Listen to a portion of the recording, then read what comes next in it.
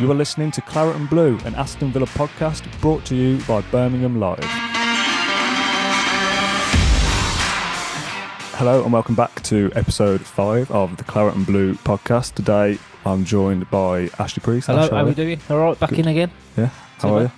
All right, yeah, another defeat of the weekend again. So not the best, but we plough on, don't we? So we'll have a natter today about it. And busy week, isn't it? Liverpool tomorrow and Southampton Saturday. So yeah, looking forward to this one. Just bring this way a little bit. Yeah. And our other guest today, do not adjust your eyes. Matt Kendrick has not had a hair transplant. We are joined by Ty Bracey. Ty, how are we, lads? All good. Sound, Ty, yeah. Wicked. So, we're going to talk a little bit about Sheffield United because we have to. I don't really want to, but we have to talk about it. Okay. So, another defeat for Villa. I've not seen the game. I've seen a few highlights, about 5 or 6 minutes worth, so I feel a little bit underprepared. But if you're new to the podcast, you can get used to that. Ash, you were there. Ty, you've seen bits as well. Talk to me. How bad is it? Well, it was 4 changes, wasn't it? So Engels come straight back in. He brought in Horse because he likes a left footer, right footer. Landry was a shock on, wasn't it? Yeah. Bringing him in instead of Connor maybe. And then what was the 4th change? Was Gilbert coming in, obviously. But anyway, the performance itself. Villa, Dean Smith called for Villa to be more tougher to beat, basically. They've been leaking so many goals of late. And first half, I thought, game plan, going really well. In truth, they stank the place out a little bit, which was fine for me. Horse playing well, no nonsense. Villa didn't have a sniff at goal, neither did Sheffield United, so it was all going well. And then after the break again, just 5 minutes after, the Flex scores. 3rd game in a row, 5 minutes. Yeah, I was you know what I mean? say. So it's concentration levels after the half time, I don't know. But as for the game itself, I mean, yeah, I spoke about it. I said to Dean afterwards, I said, decent first half, Dean. What did you make of it? He said, no, it weren't decent. Well, so he shut me down straight away, to be fair. But I thought that was his game plan, just to nullify Sheffield United's threats. Yeah. And they did that, the quieting down the home crowd. So far, so good. And then just lapsing concentration again, allowing me Fleck to move there. Back heel from the centre half, wasn't it, Basham? And then, yeah, good move, that first goal. It was goal. a good move, yeah. Villa fall to pieces again. The penalty could have got Villa back into it, all ifs, buts and maybes now, but another defeat against a good side. No question about that. How do you see it, Ty? I mean, there was a lot of talk online about that being the most boring first half of football that's been in the Prem. Yeah. You know, it wasn't exciting to watch. Nah. One thing I found highly frustrating in the first half of the football was possession. I just felt like every second ball, straight back to them, everything straight back to them, and I think we've been a sucker for that for a few, the last few games. I found it quite rough to watch, and it was frustrating to watch because if you watch Sheffield United, they haven't spent a lot of money in the market, compared to us. We needed to make money, but Sheffield United believed in their team. They've made minimal changes. But one thing I noticed that they had that we didn't is when they was in a position to pass the ball, there was 3 or 4 options at every time. Yeah. And I find with us, there's never 3 or 4 options. There's one at most, Especially when we're out on the wings, Al Ghazi and Trez. I know that isn't our starting wingers, but okay, so let's go with Grealish and Grealish and Al Ghazi, sorry. Yeah. Grealish is the type of player where he can come in from the wing and he'll switch across to the middle, and he'll run through players. But Al Ghazi isn't so much that type of winger. I just find that we're lacking options to pass the ball, and I'm finding that's where we're losing a lot of possession. The players aren't supporting the players who are on the ball. I agree. And I'm finding that's where we're really struggling with losing possession. Well, a couple of cases on Saturday. McGinn's got his head up. He's looking for an option, an out ball, and Wesley's a bit too deep again. And Wesley's near enough next to him. And he's playing hoofball. Exactly. There's a lot of hoofball going on in the game. A lot of the ball just being whacked up the field. Yeah, so it was a frustrating game to watch for me. 3 shots off target in the entire game. Nothing else. No shots on target. That's rough. Not good enough, is it? Wesley's been getting a hard time online, and he will continue to get a hard time online. I'd understand if he was getting 7 or 8 chances a game. Definitely. But he isn't, he may need to improve. Come January, I'm sure we'll touch on that, of what the plan is, in January. Yeah. But I find the slack Wesley gets, there's times where he does look a little bit lost and he has to drop, pretty much to the halfway line to get a touch of the ball. But I feel like he doesn't get enough service for us to criticise his goal scoring record. Well, we talked about that season. a couple of weeks ago, didn't we? That is it Wesley's not doing enough, or are we not doing enough as a team to give him the service he provides? We need both to be in tandem, don't we, to get anything out of him? Yeah, I mean, I think that's why we're scoring a lot of goals from the middle of the field. The midfield, the wingers, that's where our main source of goals is coming from. Thank God. Yeah. As I just said, I mean, I do feel sorry for Wesley because he gets a lot of criticism online, and it is a striker's job to score goals. But I think it works back into what I said about having options available. When Wesley has the ball, if you watch when he has the ball, he doesn't have a lot of options around him of, okay, who do I pass to next? So I do feel sorry for him at the moment. And, Dean Smith has said, why would I spend £22 million on a player and then bring someone else in January and not play him? He sees the sparks of greatness, and, we don't see him 5 days a week in training or however many days a week they train, so I feel like the potential's there. I just feel like something isn't working. Yeah. And I don't know if it's the formation. I was going to say what? Yeah. Don't know if it's the formation. Is it the players? Are their heads down a little bit, because we're not doing too great? Something isn't right. Do the players trust Wesley enough? So sometimes I'm seeing them look up, they're opting another pass instead, maybe. Or one thing I did notice, I can't remember which game it was. It was, I think, our last home game. It might have even been against Liverpool. There was options to pass to Wesley, but Wesley wasn't getting. I think Grealish and McGinn were, coming towards the goal, and they were working together, and Wesley was available. Yeah, I think there might be a trust issue in the team with Wesley and confidence. Absolutely, yeah. And I think he probably reads the stuff that's said about him online. I don't think he has Twitter. I know he has an Instagram, but I think that'll knock your confidence as a striker. If you're getting constantly, spat out online and you're getting a constant headache of, this isn't good enough. People think that £22 million is a lot of money for a striker in today's day and age. And it's not 10 years ago, £22 million, you want a goal scorer there. Yeah. In the market, in today's current age, £22 million is probably an average price for a Premier League striker. Yeah. Take Joelinton, for example, £40 million. He's doing less than Wesley. He's not doing a great lot for Newcastle. So I would understand if he was missing loads of chances game after game, but he isn't getting those chances. Here's one for you then. You've got David McGoldrick. Yeah. Hasn't scored in 14 games. Yeah. Standing ovation Saturday. Because he was brilliant. He was everywhere. He's chasing ball back. Yeah. Tackling McGinn. Yeah. Standing up. Hasn't scored in 14. He's a free transfer from Ipswich not so long ago. He was like, and the boy Lee Moose set up top. He was a Bournemouth reject, basically. Yeah. But them strikers are doing the business for them. They didn't cost a lot, did they? So just say a lot, to be honest, for me. Yeah, I think that the whole kind of, I'm not kind of berating your point, but judging a player on transfer fee, pointless, isn't it, really? Absolutely. Because John McGinn was 2.5 and he's one of the best players in the world, not to overstate him. So I think it's a little bit difficult to look at a player and go, he's gone for this, he's gone for that, so that means he's going to bring us X amount. But I suppose if you bring a player in of that money, like you say, 22 million is probably kind of 9 or 10 a few years ago, that standard of player. But we've not done that as a club for, what was it, Darren Bent, the record before that? So that's almost 10 years ago at this point. Yeah. So there's probably an expectation from Villa fans that, we've spent 20 million on a striker for the first time. We expect better than what we've got. Been some tough games lately as well. You've got to fancy Wesley to score in the next few, haven't you? Southampton at home. Yeah, you've got, haven't you? Norwich at home. We talked about these games. It's hard to give you chances. Last episode, you've got to win them now. Because we said we were looking at points total last week. I didn't have us to get anything at Sheffield United anyway. No, me. So I'm not, although I'm obviously disappointed that we've lost a game, I expected us to get nothing anyway. So my expectation isn't that I'm really down in dumps over it, because I kind of thought we'd lose anyway. But the away end was really quiet on Saturday. I know a few lads who went and they said for the first time this year the mood is a bit. Everyone was standing there in silence basically because what they were seeing, nothing to shout about. Yeah. Sheffield United all over us at times.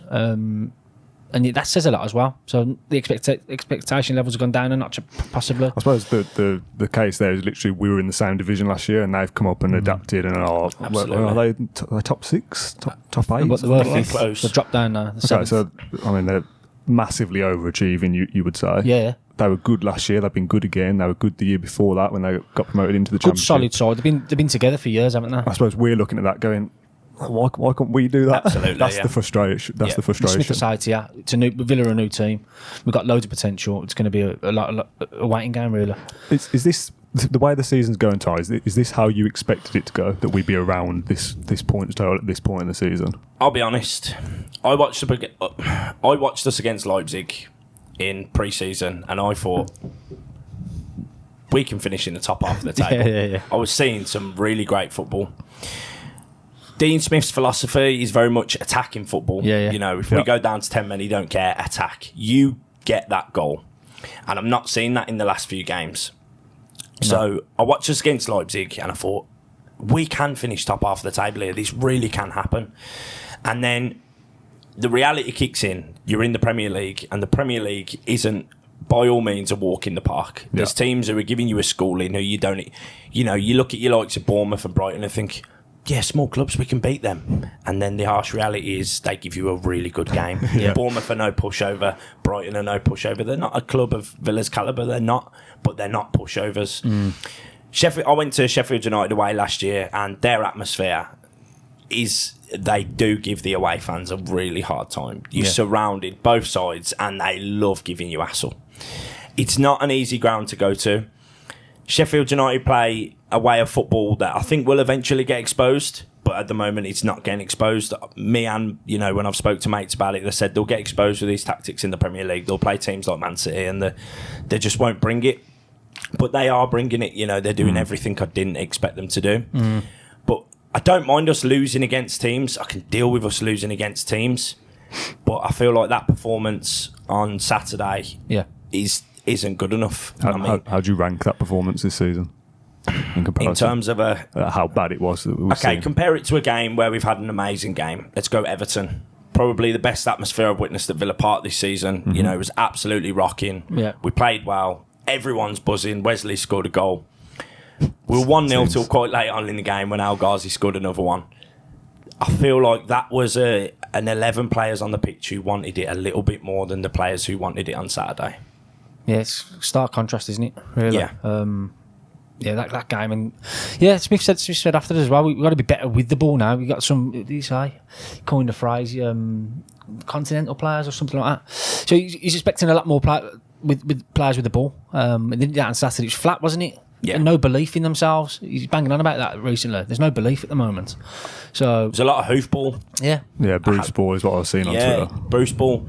I mean, I had mentioned to one of my buddies that, you know, it felt very much like Bruce Ball. And then I spoke to you about it, Dan, and you had, you know, said that you had heard the same. I don't want to tarnish Dean Smith with the Steve Bruce brush. I just don't. Because on Saturday, I seen an interesting stat about Steve Bruce. So Newcastle on Saturday failed to register a shot on target for the first time in their Premier League history. Wow. Oh, wow. Yeah. That's very surprising. It's Bruce Ball, right? You know, and I think people need to... fans are getting frustrated. People are getting frustrated. Patience levels are really thin with Villa. Because Villa's very Marmite. You know, this time last year, we were 14th in the Championship. You know, then go on to get promoted. We're a year in front of the owner's plan of when we were going to go up. Exactly. You know, so we probably have to bring transfer targets forward. You know, who would we be looking at if we had gone up a year later as opposed to this season? You know, I think we had to make a lot of rash decisions. Yeah. If you look at our signings as individuals, we've got some great talent. We have got some real great talent. But something on the pitch just isn't right. Yeah. And I don't know what it is. Is it that we're playing one up front and Wesley needs more support around him? You know, is a Wesley a press the line back to striker? You know, is he going to run in behind a defender and he's going to be one-on-one with the goalie? I haven't seen Against Everton. Yeah. That was the only time we've seen it, really. But that was a ball from Jota that was... It was a beautifully crafted pass from Jota. And we haven't seen Jota since, you know, he's had a hernia, he's had an operation.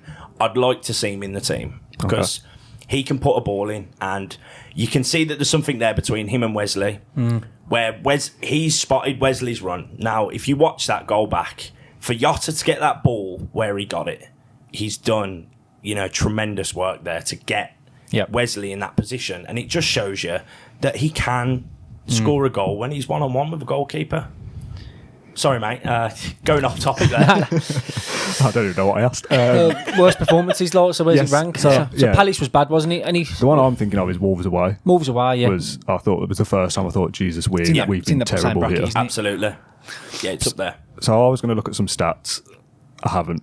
I'm going to level with you. I haven't had time. I wanted to look at kind of the narrative of where we are and when it started to go wrong. Yeah. Because I'm going to talk about the fan frustration a little bit that you just touched on. The social media now is at the point where we're starting to get the Smith out stuff. He's not the right man. This player's no good. Yeah, blah, Tom blah, blah, mentioned it. which is just crazy. We'll come back to Twitter at the end because I don't want to get into it just yet. When did you feel like the game was that you thought, oh, this isn't going as well as I thought it was going to be? Because to start the season, we've said, Ash, haven't we, that we've been in every game pretty much. We've give teams a good go. Spurs, we should have got something at Arsenal, Palace, blah blah blah. We've played well in some of these games. Yep. And the feeling seems to be now that okay, we're not playing well anymore, and I think we might be in trouble. So you say Wolves? Since is when Wolves, that yeah, turned. probably. I think when we conceded that last minute double to Liverpool. That's where I felt like, considering we were without Grealish. Was that before Wolves? Liverpool? Yeah, game before. Good shout, that. Considering we were without Grealish, we played outstanding. In fact, I felt quite reassured that we could give a team, if you look at their results in the last 12 months, they are playing incredible. The most informed team in Europe. And annoyingly good. Annoyingly good. They're on a par with the Arsenal Invincibles at the minute. Yeah. It's going that way. It is, isn't it? It really is. And we were nearly the team that beat that run, and that would be just something that That's so Villa, isn't it, to be nearly the team? Absolutely, and I think... And like the stuff in that Villa a little bit, thinking... Yeah, I thought we were going to get hammered. I don't think Liverpool... Yeah, we played well, but Liverpool didn't bring their A game. Mm-hmm. But Sadio Mane, I think he's definitely part of the reason that we're... 90 plus 4. 90 plus 4. You know what I When mean? he scored that goal. And it broke my heart. Yeah. It broke my heart. It really did. I think that's where the form started to slip. That's a confidence knock, isn't it? Yeah, but we were surrounded by rough fixtures anyway. You know, we had Wolves away, Man City, Liverpool, I think in 7 days, 8 days, 9 days, something like that. It was rough. It was really rough.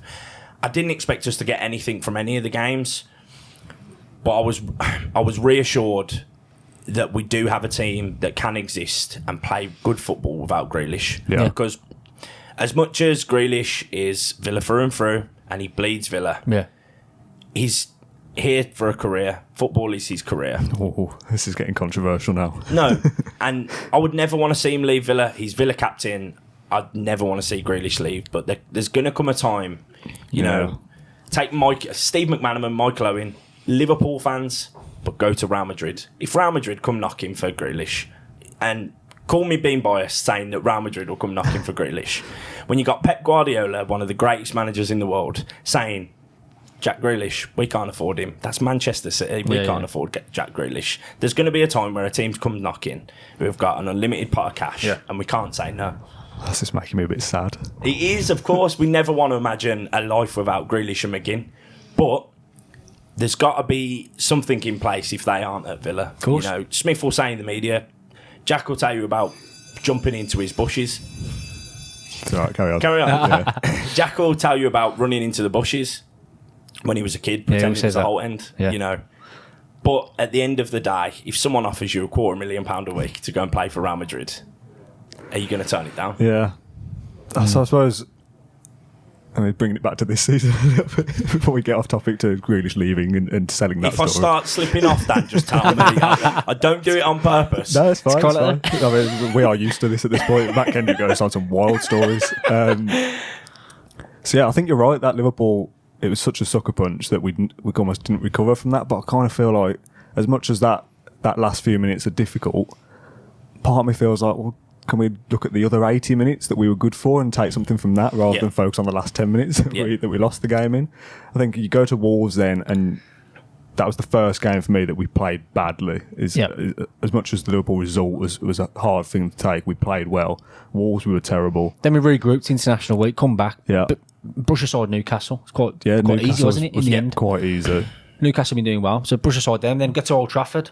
First half again. Do really well Very again. good. Unlucky. Fight back off the canvas this time. Whereas before, going 2-1 down. And really good, getting loaded. And Smith said that on Saturday. Just hang on a minute. 3 weeks ago, we were coming away from Old Trafford. Everyone's loving us. Yeah. So put it in a bit perspective there. So what's happened since then?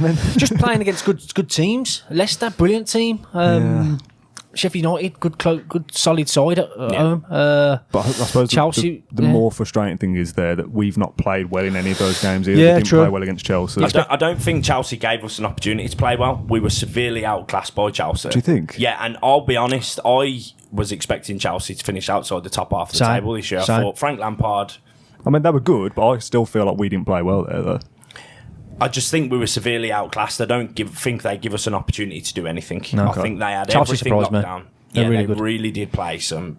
And they're struggling. real They're top struggling. class. Lost to Bournemouth the weekend, and Yeah. the only team they beat recently is Villa. So, but yeah, Classic again. hard fixtures. But it's all about this. What's coming up now, isn't it? Yeah. So last week we did a points prediction for between now and the 2nd of January. So obviously we're one game down into that 5 period now. We both said Sheffield United, Villa, we'd lose. So our predictions so far bang on. Happy days for that. Which is the man of the losses, isn't it? That's, Yeah.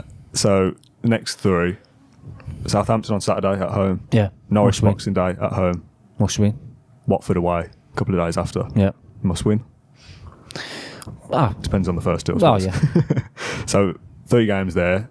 The busy Christmas period. How do you see that, Ty? What does it look like? How many points? I'd love to jump on the bandwagon and say 9. I'd realistically say I'd be happy with 7. Oh, I'd be happy with 7 as well. I think Watford, I don't think they've got a bad team. I think they're in a really bad spot. You know, hints of how we were the year we went down. You can very much see that. You know, the fans are very much, what's going on. I think, aren't they just sacked their second manager of the season so far? I think they're due a win. Might not be against us, but It will I'd be. definitely take a point at Watford away. Everyone could go, oh yeah, Watford, bottom of the league.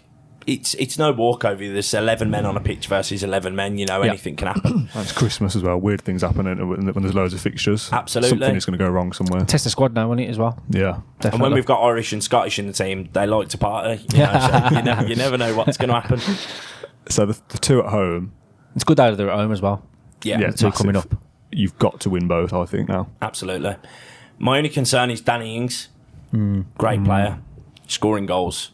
Southampton, who did they play? Was it West Ham? Did Yeah, they play lost to West Ham 1-0. Unlucky to lose. West Ham aren't having their best season ever, but they were unlucky to lose. They had chances. They could have won. They could have equalised. Did they lose 1-0? Yeah. They're not a pushover, and I think people think, oh yeah, Sheffield United, they've just come up with us. They ain't signed anyone, The problem with social media and this whole of we should be doing better than we are is a lot of people follow what they see online. Some people don't understand football on an in-depth level. There's people who I specifically pay attention to online because I know they talk about something that they understand. That's why you follow me. It's very it's very easy to jump on a bandwagon online of these rubbish, this ain't working, change the formation. Yeah. This is the formation that got us back into the Premier League. What's different? What is it that's different? I mean, I've completely fell off topic there again. No. What's different? Because Tammy Abraham scored, what was it, 30, 26 he got. 26? Yeah. Me being hopeful, 30. 26 in a formation that's exactly the same as we're playing now. Yeah. What's different? Apart from the quality of opponent. Yeah. Well, that's a major factor, isn't it? I think McGinn's not firing all cylinders, is he? McGinn's looks knackered. I think Grealish out wide is the difference. Yeah. I don't think he's as effective out wide. I think we had a question from Gary, forgive me if I forgot that wrong. He said, should he be moved back centrally now? Because we talked about the midfield trio, didn't we, last week, and that didn't work. Again, I've not seen the full game, so the assume we midfield trio is played not poorly, working. so I assume the midfield trio didn't work again. I've heard a little story about McGinn, and I don't know if it's true, is that he's got a muscle tear. So I've been told, I don't know the truth behind it, that he's playing on painkiller injections and he's got a muscle tear, which would make perfect sense to me. But I think, whether it's true or not, I think you can definitely see McGinn is missing his right-hand man. McGinn and Grealish are like Maverick, It's like Dick Dastardly and Muttley. You know, they're sidekicks. They really do bounce off each other. Yeah. And I think, Dan, you're most definitely right. I think that is the problem. I think we've got a wide variety of central midfield players, and defensively central midfield players. And I feel like we need to go back to 2 on the wing, and we need to go back to Grealish and McGinn in the centre. I really do. But then you've got a lot of rotation of that CDM position. I mean, Jack has played well on the left. I'm not saying he's been poor. He's played well against Man United. Scoring goals. Yeah, he's contributing. But I feel like the team performs better. And if you're comparing last season to this season, the one thing that just came to my head is that Grealish is the only one who's playing a different position than he was last year. It's crazy because the start of the year when he was playing in the number 8, he was too deep. Yeah. And then we need to get him higher. Dean puts him higher. He's scoring goals. But Villa are lacking that little bit of magic in the middle now. So it's just like conundrum or conundrum. So I don't know where you go with that. The one game we've played this season where I think we played the same formation, but so currently in our setup we very much distribute to the wings. Yeah. It's very much our style of football. Against Norwich we didn't do that. We had a little bit on the wings, but everything was coming through the middle. And it was, yeah.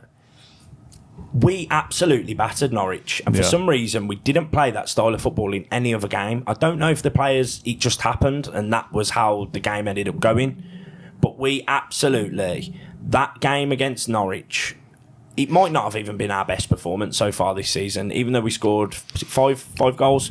It might not have been our best performance this season, but we had more opportunities at goal. Wesley scored 2 and missed a penalty. It shows. I don't know. I think that says how bad Norwich were. That's what I think that might be part of it. Was it that we played everything centrally, we did so well, or was it that Norwich were just that poor? What is it? I was just going to say, Villa have beat the sides around them. When there's been a must-win game, Villa have won. They've beaten Norwich. They had to win that one. Poor form going into that one. Pulled it back against Brighton as well. Beat Brighton. How much pressure was on that Newcastle game? Yeah. Beat Newcastle, so the pressure's on again now, the heat's on again.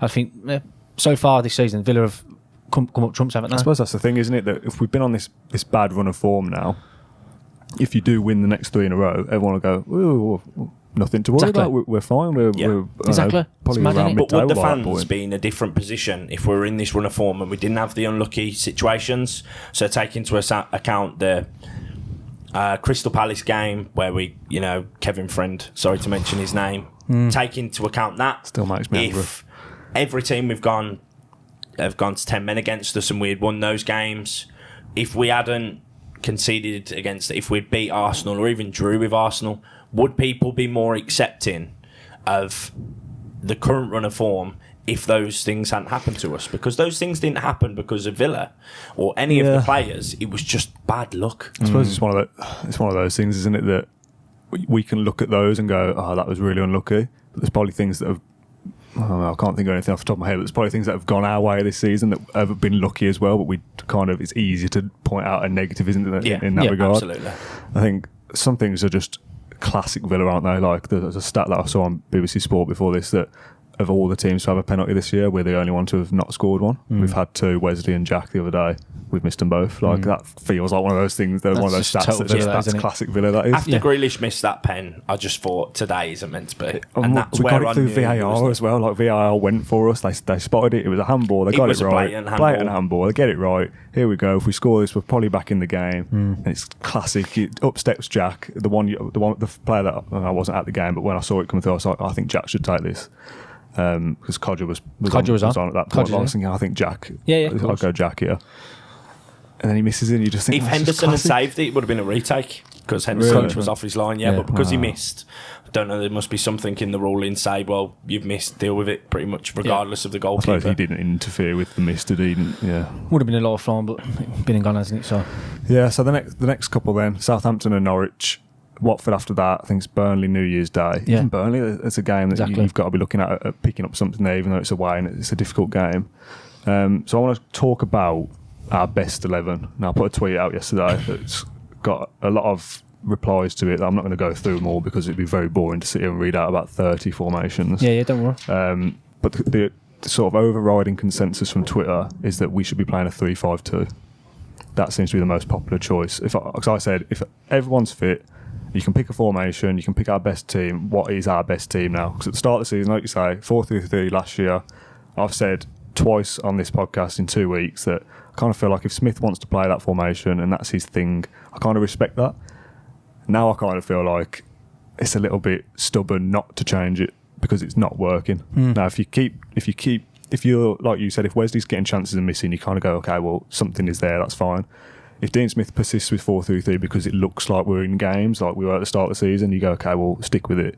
It's not working now for the last 3 or 4 matches, so I kind of feel like you've got to change something now. And Me too, if we predictable. can't change the personnel, maybe formation is the option. Now, whether Smith will do that or not doesn't really matter. We can't influence that. But I'm thinking for us to go through what we think is our best 11, and I'm going to write it down, and we're going to go through it. So first of all, formation. Do you think 4-3-3 is the way to go, or is it 3 at the back? Go on, Tor. Go on. You want me to go I'm first? passing the book The here. thought of a 3-5-2 is quite attractive. I do like the idea of that, but we've never played it, so I don't know. I trust in Dean Smith. So, yeah, okay. I know you want me to give you a formation, but I have to remember where this formation has currently took us in the last 12 months. So you're saying 4-3-3? I'm saying something isn't right, but I feel like something isn't right. I don't know if the formation is the problem, Okay.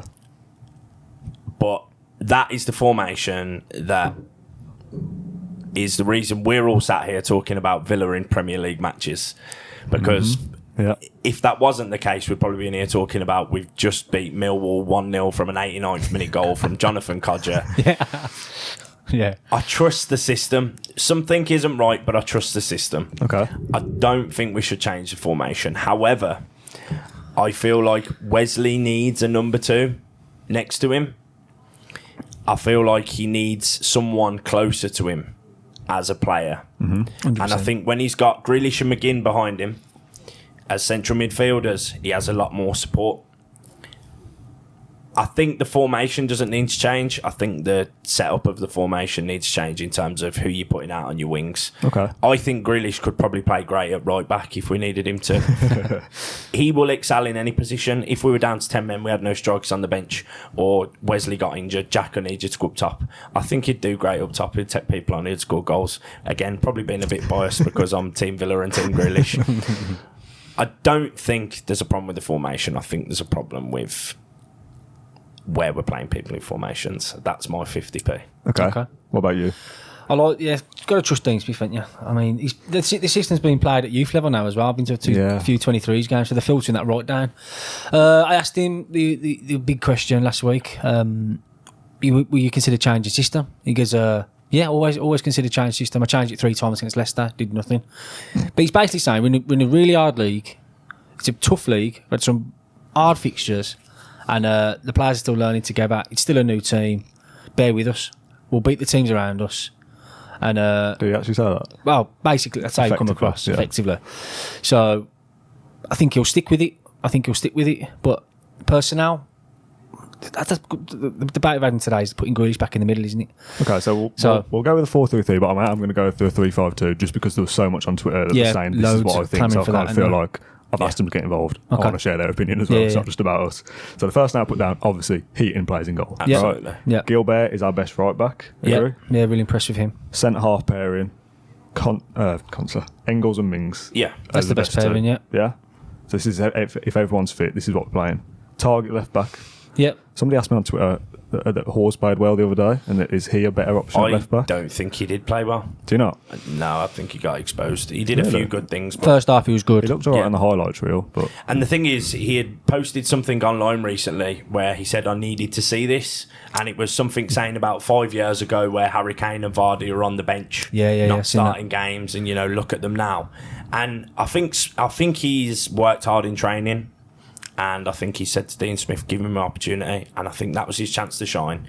But I don't think he's to blame for the loss. He's not to blame for the loss.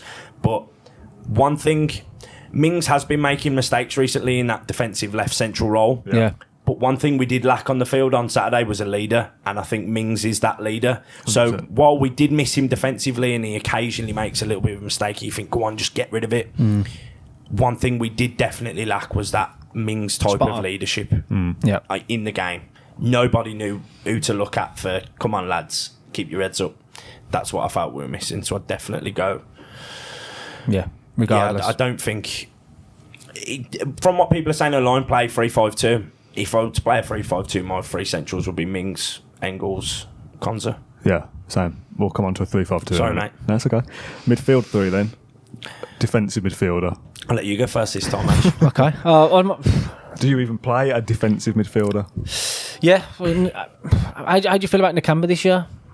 How do you feel about him? Rave reviews starting off, wasn't it? Everyone's loving him, now, but I recently... Again, it's a new player thing, isn't it? That he's going to have good games and he's going to have poorer games. I think in different games we lack a certain type of defensive midfielder. There's times where we get loads of free kicks on the edge of the box where you think, damn, are we sure Ham was here now? And then there's games where I think, oh God, if Dougie was on the edge there, if he does that silly little flick he does that just puts him in the top bin, we could use that. And then there's times where I think, bloody hell, they're running us raggedly in central midfield here. We could do in the Camber, putting some legs in. I don't think there's any one. You're like a multiple tree, wouldn't you? Yeah, somebody tweeted me and said that we've got 4 or 5 very good midfielders that are all very different from each other, and we haven't got one that's kind of good at everything. We've got like 4 players that are good at one thing each, and we needed like a combination of that. Yeah. See, I think instead of going in position by position, I'm going to go. My midfield 3 would be just as a flat line midfield. Yeah. Okay. Would be McGinn, Horahan, and Jack. Okay. I don't think Nakamba or Louise would be my best midfield trio started against Tottenham. I think that's the success that we had last season as well. When we started playing well last year, that midfield 3 that we were crying out for, and again, it's a different level. Horahan offers goals, doesn't he? He offers assists. I won't knock Connor. Connor gets a lot of grief online, but I actually really, really rate him. I think he's got a lot of stick. He's come from lower leagues and he's proved himself in every league. I think if you're asking him to play an actual 6 and sit back, I don't think that's quite his game, but I think he could still do it. Dan, I put a tweet saying Conor Horan is one of the best free kick takers in Europe, and he got 1,000 likes. But he also is that after Newcastle? Yeah. And I got some headache off a lad who I work with who's a Liverpool fan, and there's a great Villa page called Villa Analytics, and the guy is such a... He worships football stats. No, we need to get him on. Get him to do a prep. But I tweeted him saying, I need some stats on Conor Horan, and he said, how does top goal scoring free kicks in the top 2 leagues sound in the last 2 years? And he's... Honestly? Yeah.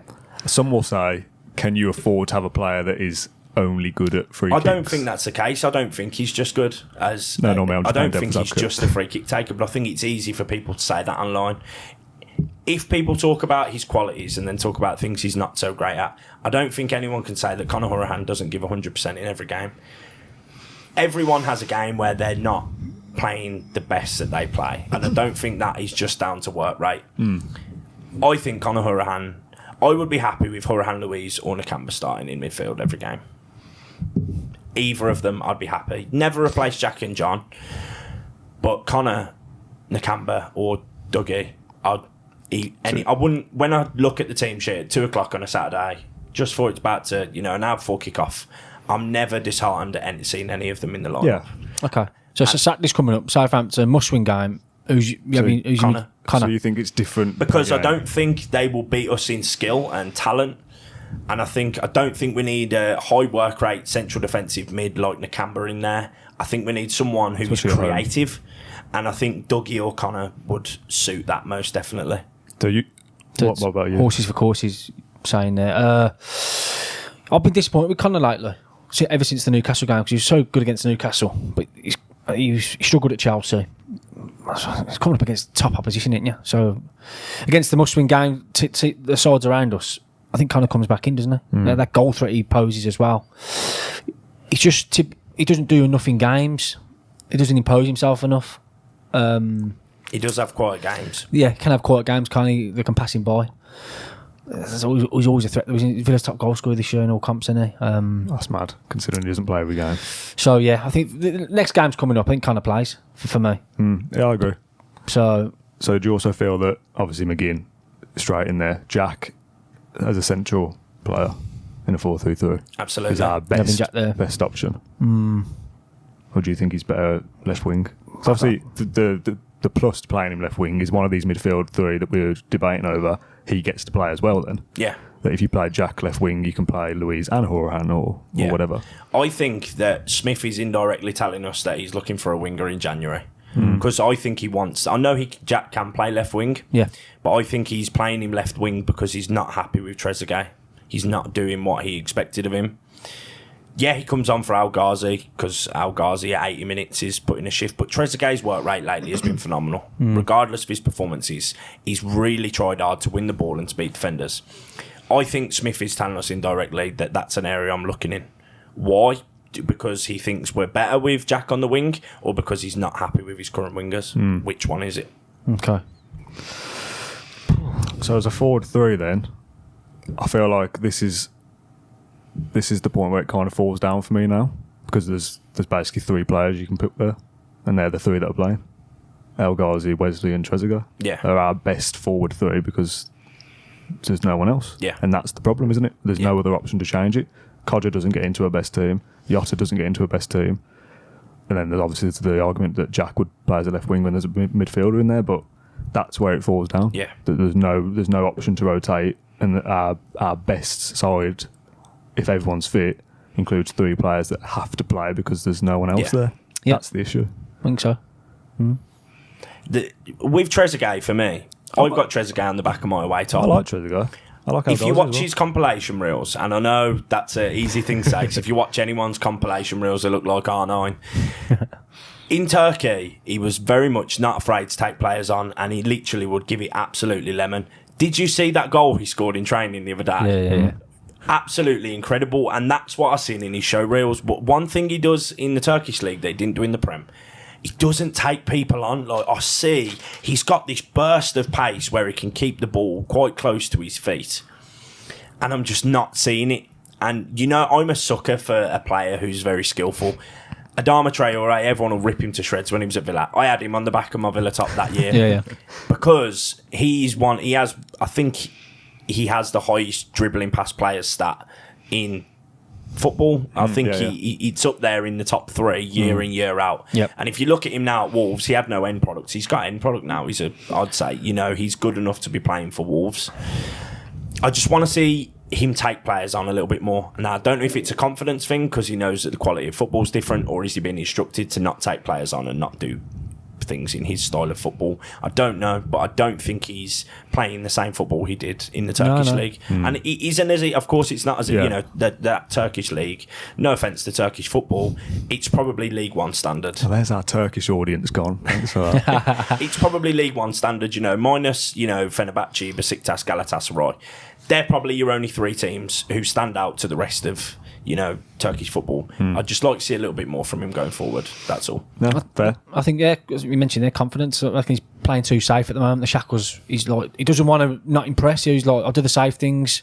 I'll do what the manager asks, and instead of taking risks. I think he's best when he's a risk taker, isn't he? Absolutely. Like he showed in Turkey, you mentioned. So, yeah, Trezeguet, take more risks. That's what you want to do.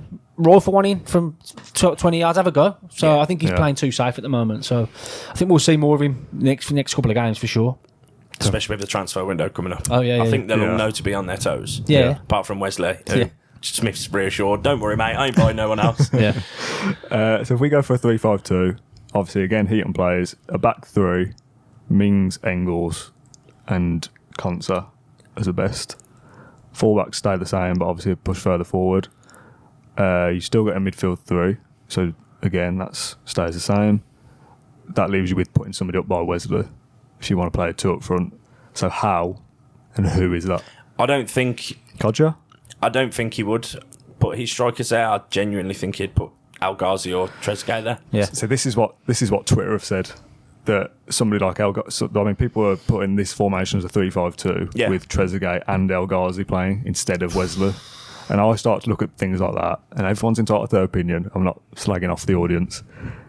I feel that's if Steve Bruce started doing things like that, playing players out of position, that would be it. Yeah. We'd be going, he's not a striker, blah, blah, blah. I think there's a swing and roundabout with this. So I think you've got Wesley, Kodja and Keenan Davis who all very much hold the ball up type of strikers. win balls in the air, hold up top strikers. Then you've got Al Ghazi and Trezeguet, two very similar styles of players. I think you couldn't have Wesley and Davies or Codger up front, and I don't think you could have Trezeguet and Al Ghazi. I think it would have to be one of the two. So it'd have to be one of the wingers and Wesley, Codger or Keenan Davis. I think Keenan Davis and Wesley are two very similar players, more so than Codger and Wesley. Mm-hmm. I think Keenan Davis and Wesley are two. I've heard that Codger is off in January and going to Besiktas in Turkey, back on Turkish football. A League One player, you're saying? Yeah, I think he's gonna end up going. He might see it out to the end of the season, but he's done a lot for us. But I wouldn't be disheartened if he went and we bought in a fresh pair of legs, because in every position in the team we have someone crawling up the ladder who wants to play football, who wants us to start in the team. But then you've got Wesley, who doesn't. Codger, I don't think is, really trying. You can see that Smith doesn't want him in the team. In terms of he isn't starting games. He's obviously not doing as well as Wesley in training. He doesn't get the opportunities when he comes on. But again, that's a problem with Villa up top. And Keenan Davis, I think, is more of a backup for Wesley as opposed to your direct competition. I don't want this to be the end of Wes, but I think we definitely Wesley needs someone on his toes fighting for that position. Mm-hmm. It's friendly competition within your teammates. Yep.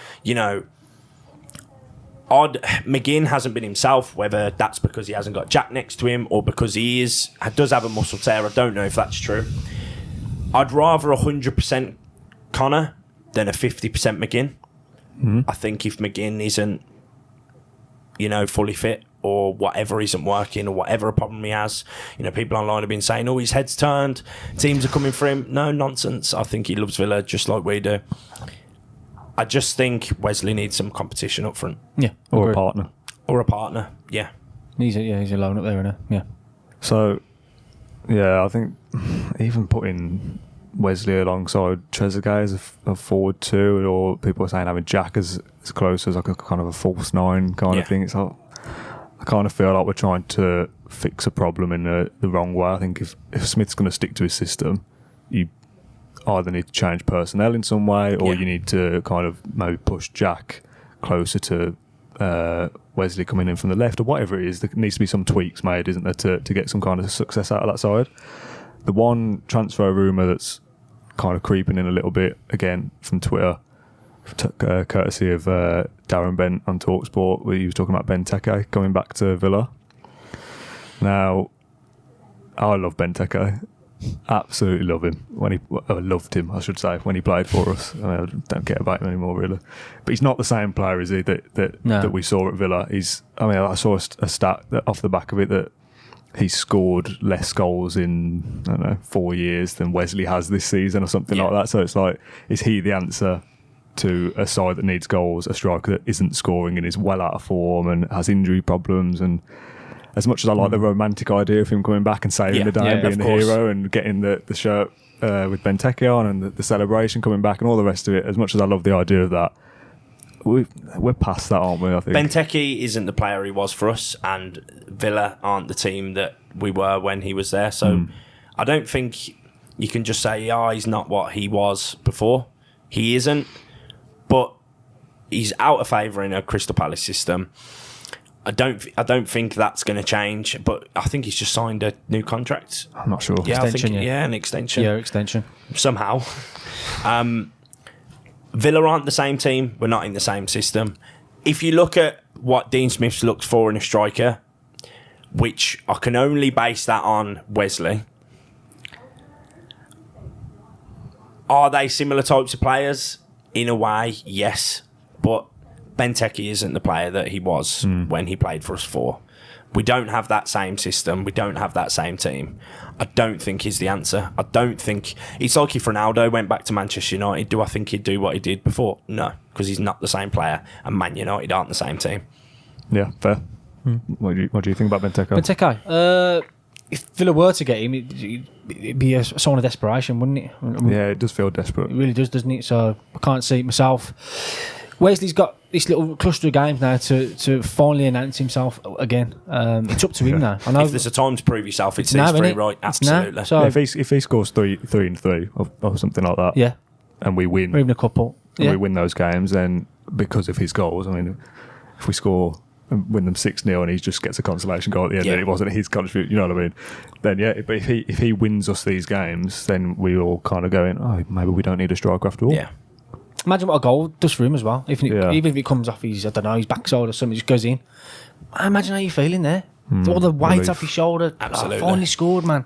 So we'll see. Question I was thinking of was Sheffield United. He was subbed off for the first time Yeah. for Codger. Finally get some minutes. Incredible. It was 20 minutes-ish or something. Yeah. Got 20 minutes at the What end. was, first of all, what was Codger like in that period, and what Yeah. was the kind of reaction to Wesley coming off? It spoke volumes, really. Because he's refused to bring Codger on, hasn't he? He refused. Well, we said, didn't we, the last 3 games probably could have been Wasn't Codger's Wesley on. injured? He took up, had a Oh, back was he in- okay. knocked to his back. So it wasn't a tactical thing. No, but he mentioned he wanted to get Codger on, see what he was like. So the fact hasn't brought Codger on previously. He continued playing Wesley, 90 minutes, says a lot. Codger last played, is he coming on against Liverpool, didn't he? Yeah. Before the capitulation, so Yeah. so yeah. But I didn't see much of Codger, to be honest. I mean, I don't know. Villa didn't have much of the ball towards the end. I think we'll see Codger tomorrow, won't we? Against Liverpool. I'm guessing. God, I totally forgot there was a game on Tuesday. I kind of want to talk about it a little bit, but I'm not going to go too in depth. For me, there's this debate of, do we make changes and rest some players because the upcoming Premier League games are more important, or do we go full strength, try and get a win and get those players some confidence for the big games coming up and risk injury and fatigue? Where do you kind of sit on that debate For the Liverpool game? for tomorrow? Yeah, because it's a winnable game with them putting out a weaker team. A similar team we played against Wolves in the Cup, I'd be happy So with. kind of Which a is very mixture. much not a youth team, but a rotation team. There's some players who could do with 90 minutes. I think Conor Hourihane could definitely do with 90 minutes. I think House could definitely do with another 90 minutes. I think so, yeah. It's going to have to be eaten in goal, I think. I think you got to... I think this should be a free pass into the next round. I know it's never going to be easy. There's 11 players on the pitch, same as us, but I genuinely think we should play a rotation team with a couple of... I'd put Vasilev in, young Would you throw him Bulgarian. in? I don't know anything about it, to be He honest. is doing absolute bits for our youth team, and you can see he has a really talented eye for goal. He is a quality player. We picked him up from, I think, in the last Youth World Cup. Yeah, it was. That's right. I think we signed him up. And if you watch a little compilation of him, he really has an eye for goal, and he really has an eye to get in positions. I think, no, he shouldn't start against, Premier League matches, but I'd just keep everyone on their toes, give him a bit of confidence, bring him on as a sub. I think Keenan Davis is still injured. Yeah. So he can't play. So I think Codger's going to have to play. Going back onto Saturday, Sheffield United, one thing that was refreshing was seeing Codger get absolutely no service as well. So people can see past the Wesley, Wesley's rubbish. Codger wasn't getting any service as well. So you can see that the problem... Wesley probably could be doing a little bit more. Could Codger be doing more as well, though? But I don't think he was getting the service either. And I think service is the problem up I top. wonder if Smith will go with Wesley tomorrow. You for Liverpool team, get a goal. Maybe. Yeah, I can see. I think there's no wrong answer with that one. I think it'd be great. Yeah. But again, he probably needs a rest. But he also needs a goal. So which one's more important, a rest or a goal? Yeah. Well, Codger deserves his chance now, I think, against Liverpool. If he scores against Liverpool tomorrow, would you... Then got a case in for Saturday? Yeah. It's mad, isn't it? I think he'll play Codger. Tomorrow, yeah. Yeah, I think so. And if he gets a couple or a goal, say, what do you reckon he does for Saturday then? And he plays well. It's all ifs and buts. We'll find out tomorrow. Yeah. But what's your team for tomorrow? Just Well, I'm gonna nick somebody off Twitter. Boom. Because Plastic, you're a plastic. part of me feels like I can't be bothered to put an actual team together because it's such a weird position to be in. If it was Liverpool's first team, I'd be saying rotate because I don't think we're going to win. But like you said, it kind of feels like a bit of a free hit and a free pass to the semi-final. Let's not forget of the cup, which would be great. yeah. Because it's their youth team turning up. I mean, it's still Liverpool, so their youth team might be very good still. Yeah. So I'm still kind of like, well, if we put out a weakened team as well, then kind of, I don't know, it's a good opportunity to get through to the cup. So I'm going to involve the audience, not steal the point. As this from Adam, and he said Neelan in goal, so not Heaton. Elmo, Chester, Courtney Hawes, Taylor, so a fully rotated back five. Lansbury, played on Saturday. Louise. Is this as if it's a 3-5-2? I'm not sure. Because you said 5 at the back He didn't then. mention it. No, with the goalkeeper. Oh, okay. Yeah, go on. Sorry, my bad. No, it's okay. Lansbury, Louise, and Grealish as a 3. Trezeguet, El Ghazi wide, and Codger up front. So that is, I would say that's a rotation team. It's still strong-ish, but I mean, Jack in there. Does Jack need to play? Nah. I wouldn't be playing Jack. I wouldn't be playing McGinn. I think they put them in as just a bit of solid reassurance, but I definitely think whatever it is with McGinn, I definitely think not even on the bench, just let him have a couple of days. Have a nice bath at home. Absolutely, a nice bath, some crisps. I think he likes crisps and chips. That's it. Yeah, he likes chips. Just get a bag of chips from the chippy mate and watch some curry. Just you relax, mate. Yeah. Yeah. I don't think. Now I'm going to put some thought into it. I don't think I'll go that fully rotated, especially not in the back five with the goalkeeper. Elmo and Taylor, maybe. Chester, not sure. Not sure about I that. don't know what his fitness is. His fitness in it. Struggling. Lansbury, Louise, and Grealish is a starting midfield because those 3 played the other day, didn't they? I think. Yeah. Trezeguet and El Ghazi both play, and then Codger is the rotated option. So it's probably pretty much a 50-50 split, isn't it, there, of first team and second team. I don't know, it's difficult. It's such a weird position to be in, playing them in that scenario, so it's hard to kind of predict it. If you play kids versus kids and we lose, you kind of look at it as we could have got to the semi-final if we'd have played a stronger team, so that's almost a no-win situation. If you play a fully strength team and somebody gets injured, we'll be saying, why are we doing that against the kids? So it's a very weird game to be in, so I kind of don't envy Smith and the coaching staff for how they play this one. Part of me feels like they'll just go, we'll kind of play the best team that we can afford to get away with and hope that's enough to get through. I think so, yeah. So it's a weird one, isn't it? I'm intrigued. I think Smith will have seen some tired legs. I think he will take that into account. I think he's got to take more into account than who deserves to play, because you can see there's tired legs, and I think that's showing in our performances. I seen a stat a couple of games ago that said, like after the first 45 minutes, the only team above us in the league, if we got the result based on the first 45, we were second in the league. So we're just falling off. It's that consistency, isn't it, of we need to play the same for 90 minutes. You're going to get tired, later on in the games, but it used to be a pattern. We had a great 45 minutes and then a poor 45 minutes, taking into account Tottenham. I think Tottenham, we give him a great game. And then Ericsson come on. It was the Ericsson show, and he very much, showed us why, they got to a Champions League final. Yeah, and I think we've just got to find that consistency in playing well for 90 minutes. But heads were definitely dropped on Saturday against Sheffield United. I don't think we should change formation. I don't think Wesley's stories wrote yet for Villa. No. I seen a stat after 16 games of, I can't remember, it was definitely Juan Pablo Angel and John Carew of how many goals they had scored in the first 16. And they're very much similar to Wesley's. I'm guilty of it as well. I thought we were going to finish top half of the table. I think a lot of fans are very impatient, me being one of them, when I talk about, I think everyone's just eager for Villa to do well, and there's been such a hype since that win streak, and then we only lost it against Norwich, right? Yeah. Last season. Yeah. I think there's been so much hype since then, and the hype hasn't really fell off until now. You'll see people at 25 minutes starting to turn on the players on the pitch. If that, sometimes. Yeah. I think we need to stop that. I get it's frustrating watching us go back to the goalie loads, and then, 1 minute we're on the edge of the box with Grealish, next minute Heaton's got it again and we're playing hoof ball up to Wesley. Believe in Dean Smith, believe in the system. We're a year in front of the owner's plan. I think we'll make some changes in January. I don't know what they're going to be. You're seeing Ben Rama shouted about a lot. What's his name from Hull? Bowen. But yeah, seeing him spouted about a lot as well. We just don't know.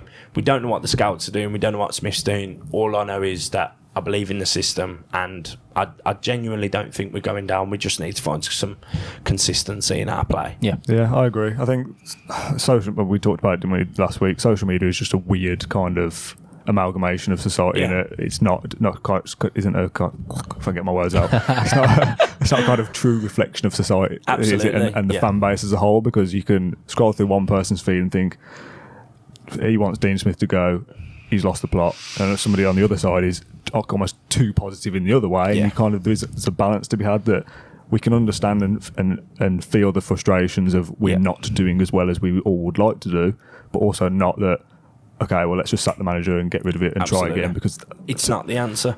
For a start, the club don't feel that way because he's just been given a new contract. Exactly. So I kind of feel like, regardless of whether we go down or not, Dean Smith should be the manager for the next 3 or 4 years to try and get, if he's playing, like you say, if he's playing that system with the kids, we need to see and let him grow Aston Villa Football Club from the ground up and bring through his philosophy and how he feels as a manager through to that. And we're not going to get to see the fruits of his labour if we sack him after a little bit of a sticky patch in the Premier League. I said it last week, I kind of feel we're about where we deserve to be. Yeah. We've been in most games and we've played well, but we've not been quite good enough to get the points that we feel like we deserve, and that's our own fault, and that will change over time. I think there's some stats I've been sent. I'm not kind of analytical enough to go into it and assess what it means, but we're doing all right. We're doing just about all right to stay up. I think, obviously, these next couple of games are massive. If you lose the next 3, I'll be very, very concerned all of a sudden. I still kind of, obviously I'm concerned now a little bit, but I still think there's enough there to be positive about and to stick with. And as much as I kind of respect that everyone's got their opinion, shouting about Smith getting the sack and what's John Terry doing, our defence is terrible and all these little things, and Wesley's this, Wesley's that, just calm down a little bit and kind of keep the faith and hope everything is all right, and that we don't look back on this in 6 months and go, oh, look at us deluded that we thought we were Absolutely. up. Yeah. I think that about brings us to a close, doesn't it? Anything else you want to mention? Up the Villa. That's it, yeah. Keep the faith. Long live Dean Smith. So thank you very much for watching or listening to episode 5 of Claret and Blue. If you could leave us an iTunes review, that would be lovely. Only 5-star ones though, please. If you've got negative things to say, not interested. Subscribe to us on YouTube as well. Our YouTube channel is growing nicely. I think we're doing a little competition next week. Oh, I do Art of Football, the T-shirt people. They're sending us some gear. So They've got some. I've had a few bits from them. I've got very nice a cartoon drawn version of Smith and Grealish holding the cup. Yeah, I've got that as well. The poster. I've got the poster. I've got that frame. I've got one of those next to the flags from Wembley that I bought home with me. Nice. I was scrolling around at the end of the ground trying to find something. I threw mine at some point in the game. So stay tuned for a little competition. We'll talk about that next week. Thank you very much for listening, watching, or that's the only 2 ways that you can consume this podcast, isn't it? Thank you very much, and up the Villa. Thanks, gents. Cheers, mate. Thank you for listening to Claret and Blue, and Aston Villa podcast. If you enjoyed today's episode, then please do let us know. We love hearing your thoughts and comments. We'll be back soon with another episode. Until then, up the Villa.